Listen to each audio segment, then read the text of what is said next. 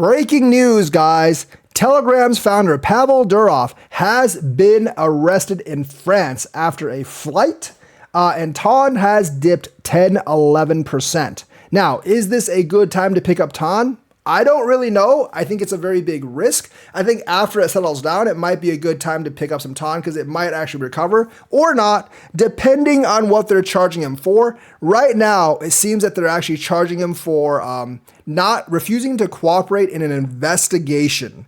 Don't really know what that means. It could be related to drug trafficking, terrorism, funding Russia, because, he is Russian after all. He is one of those guys where it's kind of tricky. Like, has he done some really bad stuff in the past? Yeah, probably. And can they get him on something that's actually true? Sure. But he's also one of those guys that they probably wouldn't have gone after if it wasn't for their whole Russia-Ukraine situation. I mean, Telegram is a cesspool. We all know that, right? Like, there's so many scammers on there. But more or less, Telegram's actually like a primary communications protocol for a lot of terrorist financing and also especially for drug trafficking. Many of you have mentioned that to me on the stream, that like the big Russian drug dealers do all use Telegram for like communication. And obviously having a platform that facilitates that is going to get you in trouble.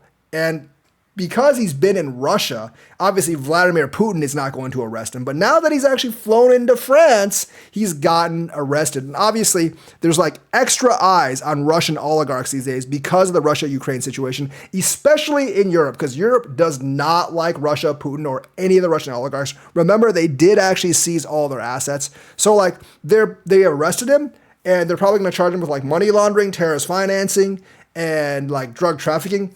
Of those, I think the drug trafficking stuff is probably true. This is like a situation like Ross Ulbricht, but probably worse than Ross Ulbricht, the Silk Road guy. Whereas like he has a platform and a lot of really bad people use the platform for really bad things, but he may or may not be, involved. But with this guy, he might actually be involved with the Russian mob. And the thing is, if the FBI or the Secret Service of these countries have actually been targeting him for a while, they probably do have the information. It's one of those situations, in my opinion, where it's like, has he done something worthy of being arrested? Yes, absolutely. Has he maybe, ordered someone to be offed? Perhaps. If he's like a Russian mob boss, I wouldn't put it past it. Has he actually helped drug traffickers? Yeah, most likely. But we don't really know that, but like a lot of the Secret Service people actually might. But would they have actually gone after him if it wasn't for the whole Russian-Ukraine situation? Maybe not. So he's basically being arrested because of that, but also probably on valid crimes as well, because we all know Telegram. We all know we all know a lot of the Russian crime bosses use it, especially if it's crimes outside their country and like in other countries. And we all know that Vladimir Putin is A-okay with that because, those guys are probably paying him and financing the war on Ukraine. So he's not going to go arrest them. So he's actually probably for it, just not out in the limelight, obviously. But, I think other law enforcement agencies have really clamped down on the whole Russian oligarchs thing. And that's why he got arrested.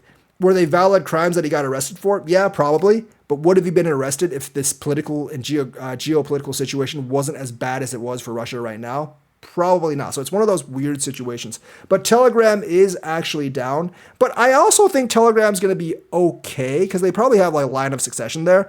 It's okay as long as he's not being sued directly for Toncoin, because Telegram's going to continue to exist in Russia, and it's already not for trade in the U.S. exchange anyways. You're not going to be able to. Kill the DEXs or anything. So realistically, I think Telegram might actually be okay, unless they are specifically charging him for something on Toncoin. So I wouldn't buy Telegram right now myself. I don't have any, by the way. I wouldn't buy Telegram myself. But if you see a big dip for Telegram and you live outside the United States, wouldn't buy it if you're in the United States, it might actually be okay to buy a bit when things settle down because it might rebound up. But I wouldn't bet on it because they're definitely after this guy 100%.